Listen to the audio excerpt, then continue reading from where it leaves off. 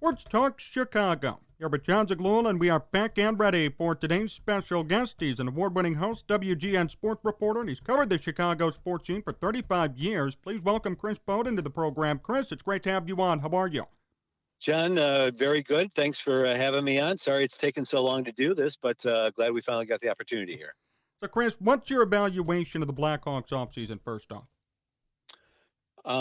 They're going to be much more interesting and fun to watch, I think, with the veterans that they've brought in. And I'm very surprised that they kind of pivoted in this direction. Now everybody has their theory as to why they did that, whether, it could have been trying to, the conspiracy theorists saying, with all the not so good stuff that's been going on off the ice that has emerged here in the off season, whether they wanted to try and get things focused back on the team on the ice, whether this was a case of, Jonathan Toews coming back and saying, oh, okay, I'm ready to go.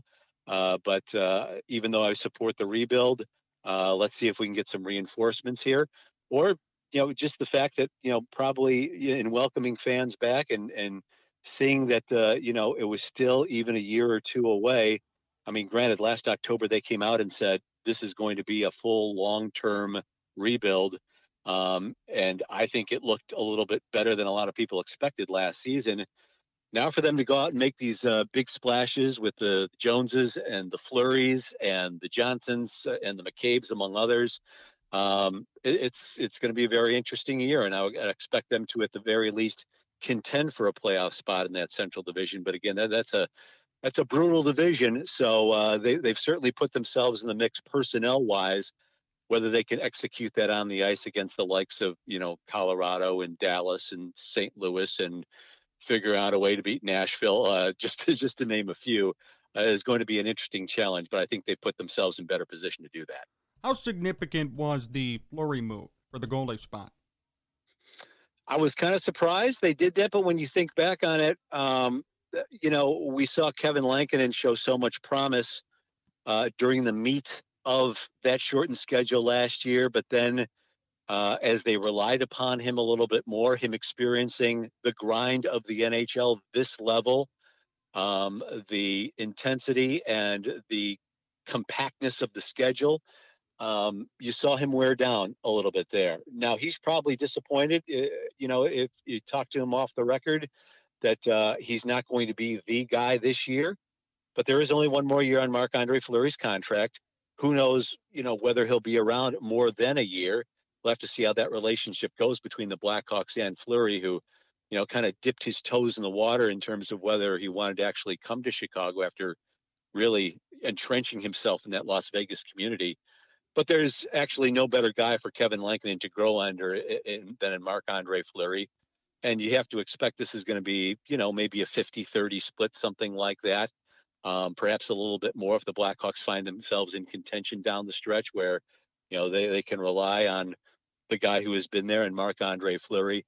But whether this is just a one-off year with Fleury and then Lankinen can take over, or whether, they keep taking this year by year with a veteran who's accomplished absolutely everything in the most important position, in the sport, and having himself almost a career year last year is going to be interesting to see. But having that guy back there as the last line of defense on top of bolstering their defensive core, I think is a huge move, because that was the main weakness, not the goaltending, but the defense in general. A weakness that has really gone back to Joe Quenneville's last season or two here. What do you expect out of Fleury at his age? Could we see replication potentially last season? I think there's the potential there. It depends on how well this Blackhawks blue line gels in front of him. But he has shown he can win games by himself with his athleticism and acrobatic nature that he has. I would expect him to have a very good season based on he's not going to have to carry the entire load. If you can look at, Connor Murphy perhaps being paired with a Seth Jones, McCabe, whether he is with, a Murphy or someone else, or a Riley Stillman or a Calvin DeHaan, and working various other guys into that mix and on that third pairing. I think it's a much more uh, solid defensive core that'll be playing in front of no matter who is in goal. You would think Kevin Lankinen was going to be a better goaltender this year if he was going to head into it as the number one. So I think that combination should raise the Blackhawks to whatever they were last season, 28th, 29th in goals against average and shots against. You would expect them to rise to at least the better half of those kind of statistics, and that's really been this team's bugaboo over the last few years. You mentioned Seth Jones. Are you intrigued for him despite kind of a down year last year?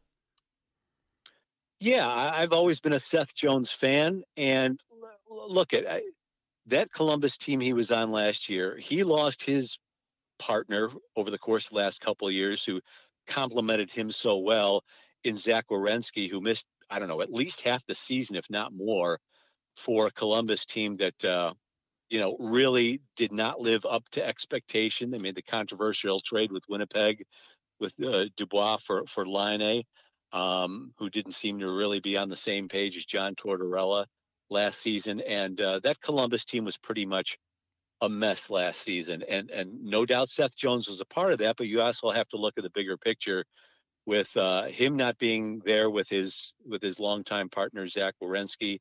I think that affected some of his numbers. And, I think whether he's paired with a Connor Murphy or a Calvin DeHaan this season, which will allow him to free up and play more comfortably in his game, I think it'll also raise his defensive level if he's paired with one of those guys, or even a Jake McCabe as well. So I think the Seth Jones is a good one. Whether that's the right price for him, I'm not so sure, because I think they Stan kind of overblew the market on that, and now he has himself a $9.5 million salary cap commitment over the course of the next 8 years or so. That was kind of a hard swallow for me. But getting a guy who is still only 26 years old and has shown he can have a Norris Trophy type season in him in the previous campaigns leading up to this last one, in which his play fell. I think it's a good move for the Blackhawks, despite the salary cap hit that they're going to have to absorb. So how far could the Hawks go this year? What's their ceiling based on all these moves? Well, first you got to get in, and if they go in with a fairly solid defensive core and Marc-Andre Fleury ready to go, you roll the dice and take your chances. Can they win the Stanley Cup with this group right now? Highly doubtful, but they've certainly raised their potential for making the playoffs. And so much of it when you get in is how healthy you are. Those are always the great unknowns when you take a look at teams that get in. How many of your key players are you missing or are hurting or not at 100%? And then as you go through the grind of that 2.5 months, which will hopefully, knock on wood, be a normal NHL season coming up, there are so many X factors included. I mean, look at some of these teams. Las Vegas. Vegas was not 100%. They were one of the odds-on favorites going into the playoffs. Colorado suffered its share of injuries. No one would have thought that they wouldn't be able to get through to the Stanley Cup final as well. So you have all these X factors that are involved, and it's going to be interesting to see whether the Blackhawks can get themselves into one of those top four. And if they do, whatever their health level is, they've certainly improved their chances with what is so crucial in the playoffs, and that is defense and goaltending. And if they have those things in place, that they're good enough to make the playoffs and they're in place and healthy enough going into the postseason, they could set themselves up, I imagine, for a pretty deep run. Chris Boden here on Sports Talk Chicago. Chris, let's talk Bears now. What do you make of Andy Dalton starting week one? I think it's still the right move to make. I know everyone's kicking and screaming for Justin Fields, and I certainly can't blame them for doing that.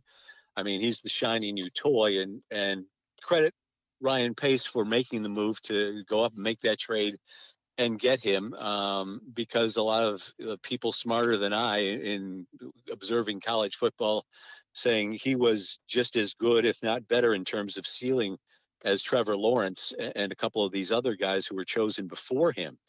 But nevertheless, he's a young quarterback, and even though I think he has shown a grasp for the game and has much more collegiate experience at a high level than Mitch Trubisky had when he was drafted a few years ago. And let's remember, a lot of fans were clamoring for Mitch to start right away over Mike Glennon. Nevertheless, Andy Dalton has a much better resume than Mike Glennon did.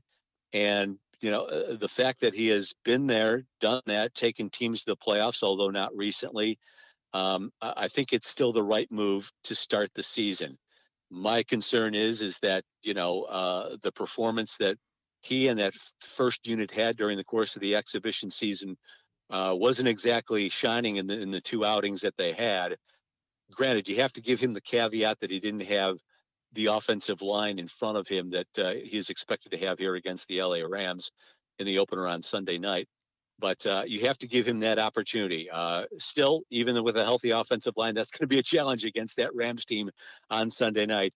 But if you look at the schedule, there are little points in the schedule where you can see if Andy Dalton or the offense isn't performing as it should, whether it's more to Dalton's side in terms of who you're going to lay blame with, or the offense overall, whether it's the offensive line performance or anything else.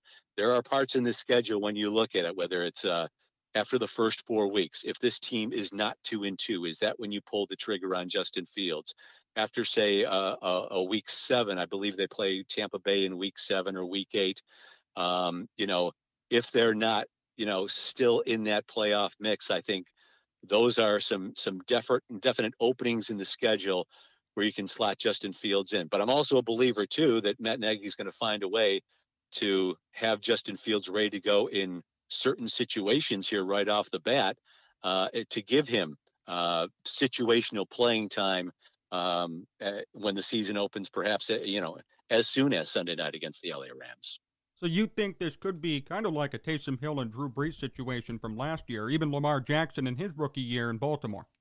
Sure. Yeah. And I don't know if it'll be that heavily split. I mean, Hill certainly has taken his share of snaps from Brees over the course of the last couple of years. Whether it's that heavy, I'm not so certain. But, Hill was capable of doing that when you're looking at a future Hall of Fame quarterback with Drew Brees, behind center for the New Orleans Saints. Now, whether it's whether Justin Fields is utilized to that extent, I'm not sure, but I would imagine there are certain situations I wouldn't be surprised at all to see Justin Fields trot out on the field in certain situations on Sunday evening against the Rams. What excites you about his game when you watch him play? Justin Fields, well, I haven't, been able to get up there and see him in person, but for the people who I've listened to, who observe him much more, the game doesn't seem too big for him. It certainly wasn't the case during his performances in the preseason at all. He seems to have a calmness about him. He said after that first preseason game against Miami, which really lit the fire under Bears fans to get him more involved or perhaps start right away, that he wasn't that nervous. The game didn't seem too big for him, and he's certainly shown that capability. So the fact that he can provide that extra element with his legs, now he's going to have to be smart about it here. He's going to have to learn his way against the best players and the biggest and the meanest players in the world in the NFL, when to and when not to. We saw him, suffer that injury in the college football playoff against the Clemson Tigers in that particular game. He's going to have to be smart about it. And you know what? These are the best minds in the world he's going to be going up against in terms of recognition of defenses and things like that. There's no one's going to be nice to him on the other side of the ball when it comes to scheming against him. So, throwing a rookie out here and seeing different looks and being able to adjust to those looks is certainly a spoon-fed process for just about any rookie quarterback out there. We saw years ago how much Peyton Manning stunk and was beaten up in his first year in the league, but we all know he got past that. Now, he was thrown out in the fire right away. That's not going to be the case with Justin Fields, but when he eventually gets his opportunity, he's going to see all these different looks that he has never seen before with the best players, the best defenders, and the best defensive coordinators in the world, trying to confuse the kid. he the savior for the Bears, Chris? Is that accurate? Oh, I don't know if I'd want to put that on him. I'm always a believer that it takes a village. Except for even as great as Michael Jordan was, he needed help around him before they started winning Sure. championships. But I think he provides more excitement for the future at that position than we have ever seen before with what he was able to accomplish in college, as opposed to a Mitch Trubisky or a Rex Grossman or a Cade McNown, who going back to those days. So what he was able to accomplish in college with a lot of good parts around him at Ohio State, but what he was able to accomplish in college and transferring that over and at least seeing what he has shown so far certainly provides a lot of excitement that, perhaps finally we can sing hallelujah a year or two down the road when we see what this kid can do and we see how he can grow, and hopefully he is that for the Bears. But they're going to have to be smart about surrounding him with the right pieces too in order to be that savior. So what's your expectation for the Bears this year? I'm still not thinking anything better than, a slightly over 500 or perhaps slightly under, depending on the injury situation. Here we are in the first week already worried about, Eddie Goldman having to deal with something as we record here on Thursday afternoon, not knowing, what his status is going to be for the opener. There are certainly some Achilles heels. I like that defense overall, but when you look at the secondary, it's except for Eddie Jackson, it's awfully green, especially at that cornerback position. And, when you see some of the weapons that these other teams in the NFC North have to throw at the Bears, that some of these young kids are going to have to defend. Now, there's a pretty high, excitable ceiling for Jalen Johnson, but still that inexperience and how thin they are at that crucial position certainly worries me. And then when you get down into the trenches on the offensive side of the ball, if Andy Dalton's going to be successful, he's going to have a halfway decent offensive line in front of him. Same's going to have to be for Justin Fields whenever he is called upon. So how those guys on the quarter, Ifedi and Jason Peters, can hold up, I think the middle of the Bears offensive line is vastly underrated. If they can stay healthy, that is certainly their strength. The question always obviously comes from the corners on whether Jason Peters at age 39 can hold up and in a quality manner over the course of a 16-game season. That certainly remains in question. And then Jermaine Ifedi as well, who also missed almost all of training camp, whether he can hold down that right tackle position. I was never a huge fan of Leno and Massey, but right now I'd probably take both of them right now over the tandem going into this season from what we've seen so far over Peters and Ifedi right now. There was so much fanfare when they got rid of Charles Leno. It's pretty funny how things change, huh?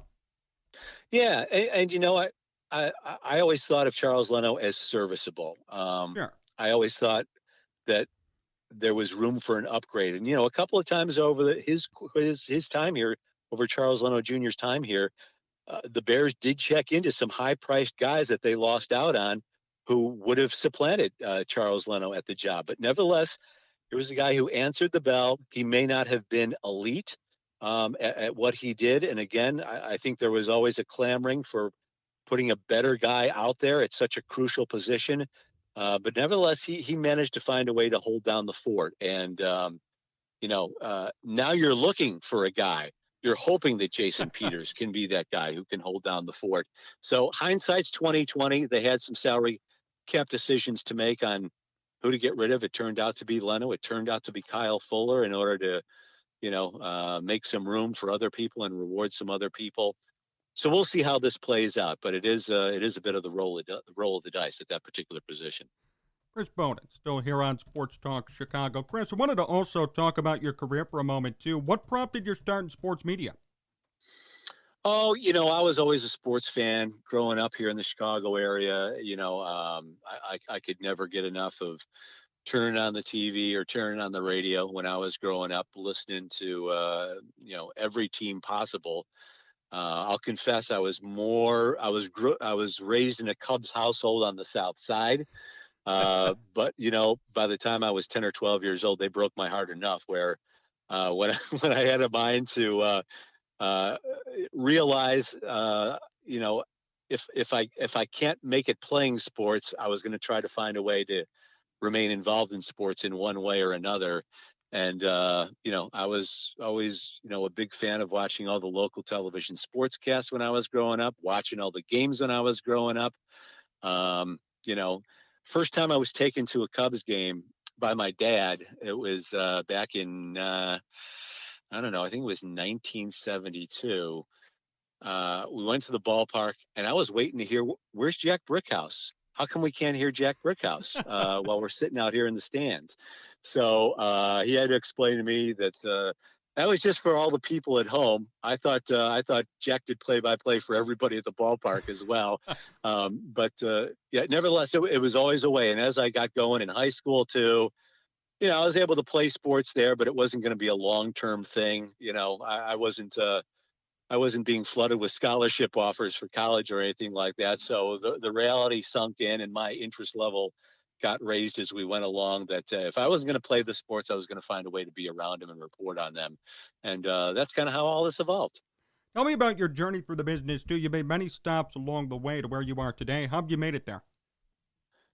Oh, I don't know, but a lot of it is luck and being fortunate. By the same time, at the same time, you just, and for anybody out there, who's thinking of getting into the field as well, and good Lord, it's much different now than it was, back in the 80s when I wanted to get involved in it. But the bare minimum you can do is know your stuff. And back in the day, it was read the newspaper, and unfortunately, newspapers these days aren't quite as filled with information, especially locally, as you would like.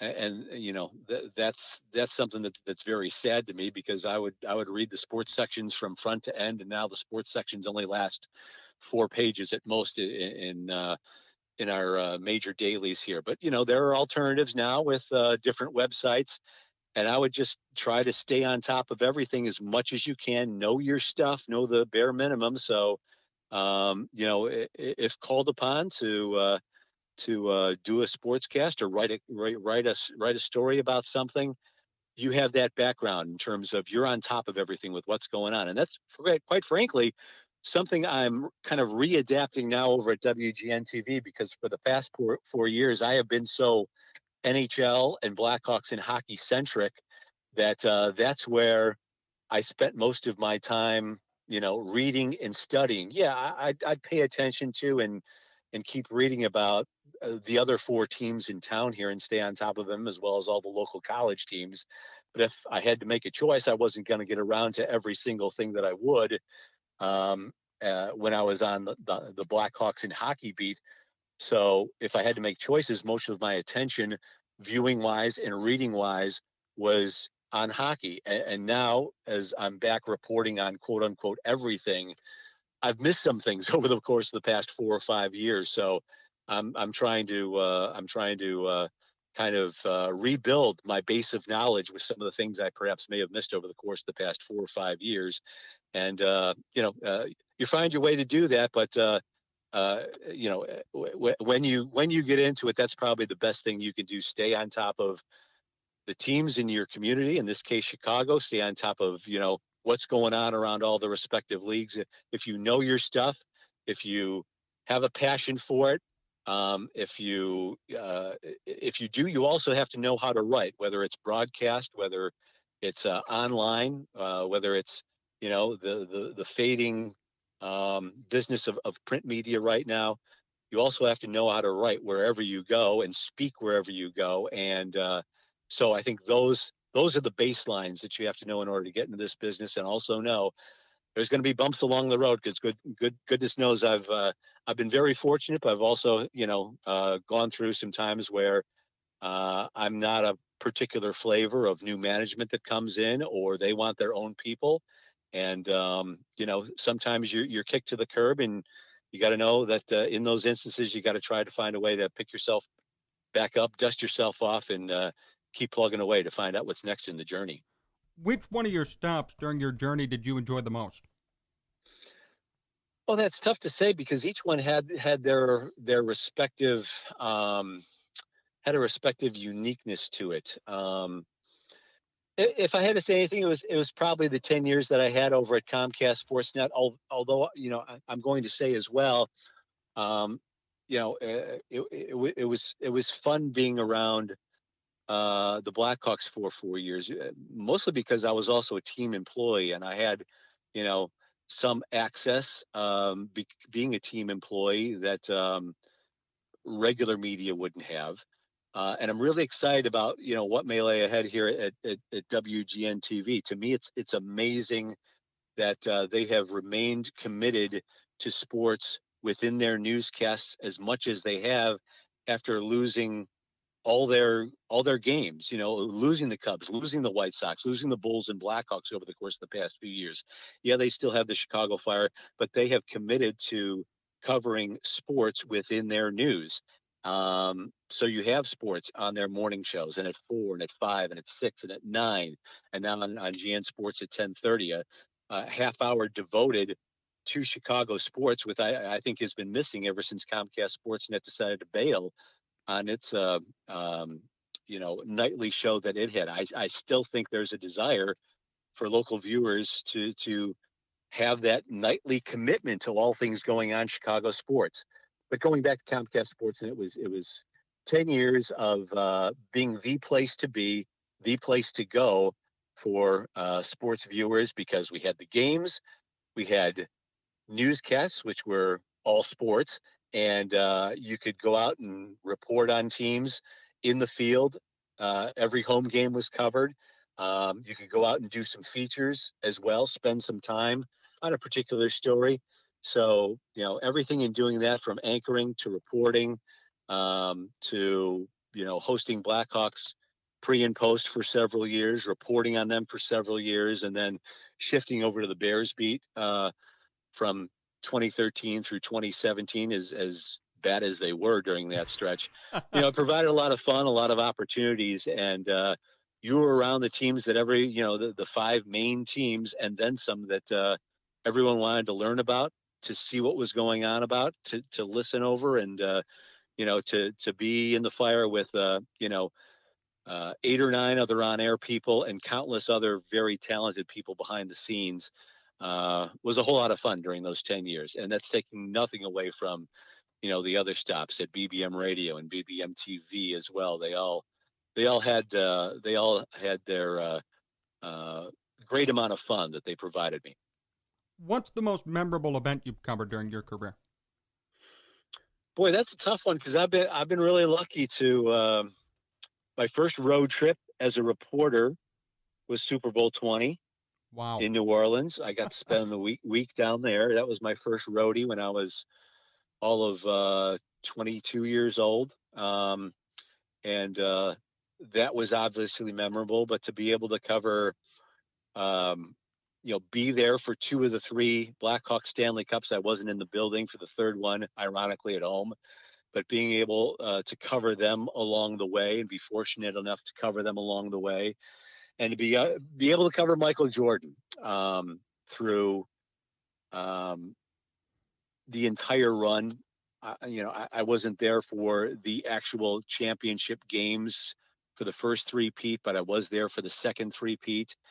And what a wild rock star ride that was when you throw Rodman into the mix. It was absolute chaos, but being around the greatest player who ever lived and covering him throughout the course of his career was a whole lot of fun when you see greatness up close, and also a guy who got it, who understood what he needed to do with the media on a day-to-day basis. Was really fun to be around. But I'm gonna say this, and it probably will surprise a whole lot of people. The thing I had most fun doing was when I was at Channel 2. We would do, just to be different from some of the other stations in town, offer something different. Every Friday night during high school football season, we would go out, take a photographer and I, John Krupski and I, would go every week, leave from the station, go to Miggs Field. We would go into a helicopter, and take that chopper to one high school football game, land it in, a vacant field next to the football field, go there, shoot the first half of a game. We would then get in the helicopter, and then that chopper would go to a second game relatively close by. And at that second game, Chuck Davidson, the longtime great sports photographer for Channel 2, would have a truck there, and he'd be shooting the second game. And we would get together, and we would, get highlights from the first game we were at. Chuck would know highlights from the second game that we were at, and we would go in the truck, and we would chop away, and we would produce a 2-minute package featuring both of those games, including interviews with fans, interviews, with the coach, interviews. If we got to that second game and the game ended, say right before 10 o'clock, we would get a player or a coach coming off the field, and we would edit together about a 2-minute package and do a live shot wrapping around that, pre-edited package. And it was such a rush because you knew there was a deadline. You knew you were working with two other great people and picking out highlights, chopping them together, doing tracks in that package, and then wrapping around with a live shot when, a Tim Weigel or a Howard Sudbury would toss to you. Having to get it all done by 10:20, 10:23 on a Friday night was really a rush.